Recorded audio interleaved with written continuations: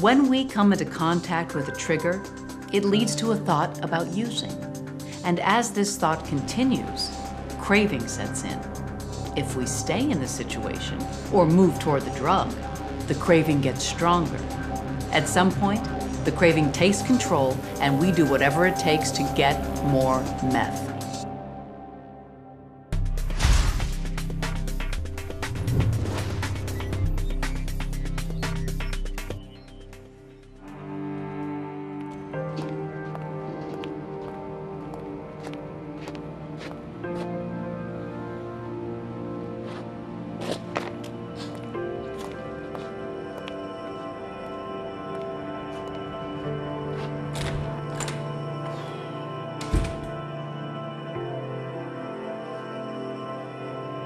Whenever I had a craving, I thought, that's it.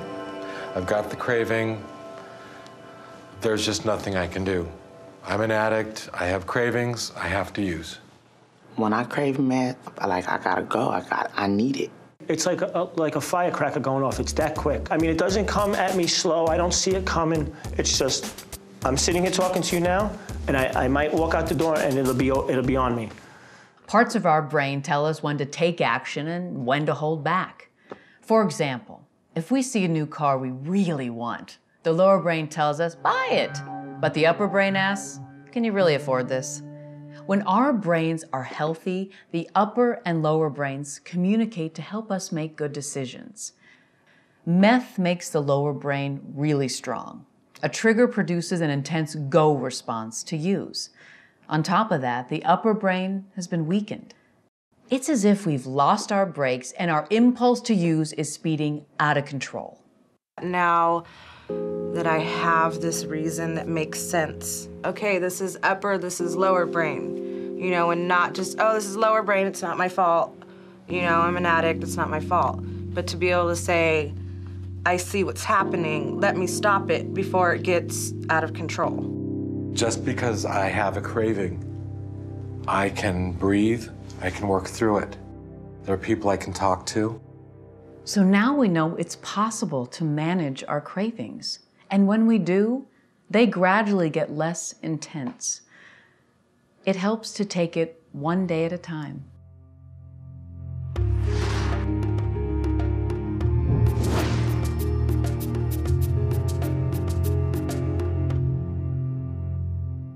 They say the first 60 days is just for the cloud to lift.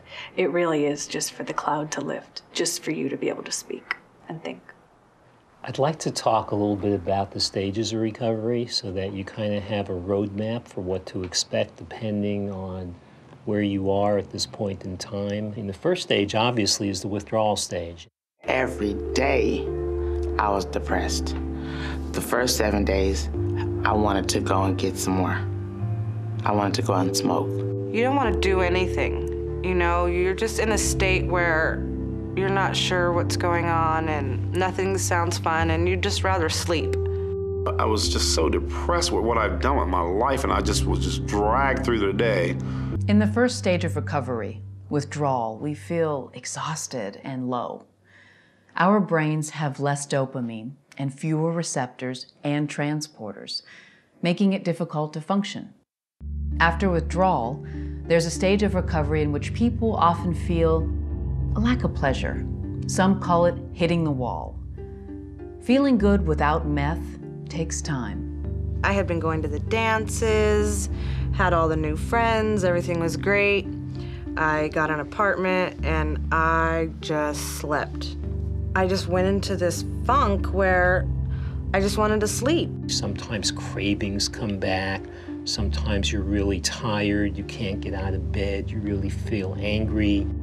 We know that meth affects the reward center of the brain by draining our dopamine supply. Activities that used to be fun and give us joy now disappoint us because they seem to lack the spark of life. Even after we stop using, this part of the brain takes time to heal, but it does recover.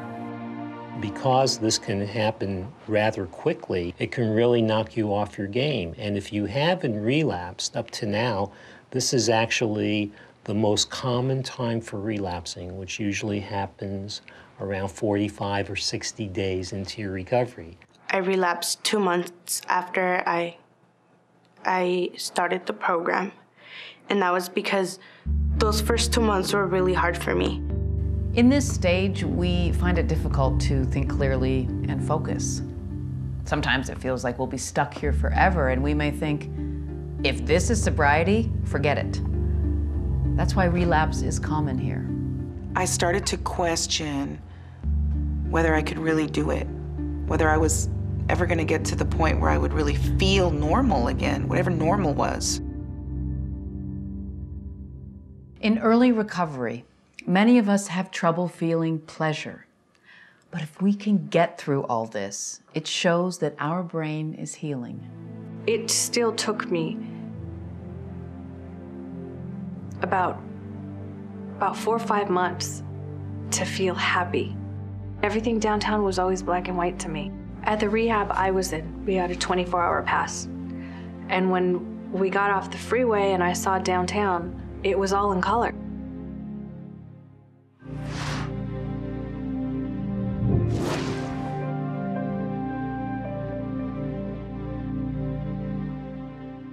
I was for a year clean, and then all of a sudden I just found myself back on methamphetamine. I didn't run away from the problem, you know. I stayed in the program. I paid the consequences of my relapse and all that, but I don't want to give up the search for this recovery thing. Every single time you went back, you got more time. So that means that all the while that you were relapsing and probably thinking that you were failing, and I'm not recommending that relapse as a technique to get better, you were getting better and you were learning more each time. I felt that after that relapse, something had changed, that I was becoming a new person, you know, that I was starting to feel ashamed of my behavior, and that I could do something to change it. As hard as it is to get through this wall stage, it's a good sign because it means that you're on track. It actually means that your brain is healing. When we start using, we don't understand the consequences. We want to feel good, gain energy, lose weight. Before we know it, damage has been done.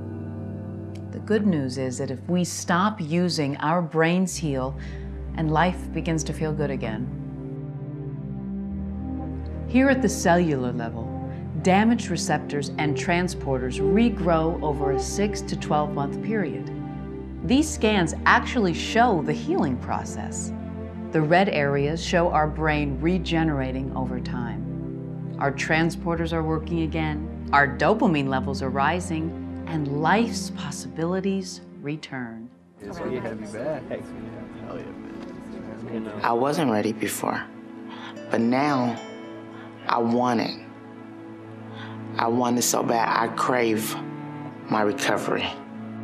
My outlook on recovery is that anything is possible. Simple things give me immeasurable pleasure now, and I don't want to ever lose that.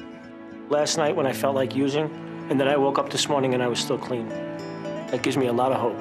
I've been able to stay clean for over a year and a half. I'm not just existing in life, I'm living. I have to be vigilant forever, but I'm confident that that switch will never be turned on again. I'm able to sit down and teach my daughter her ABCs. It's called patience, and I didn't have it before, and I have it today.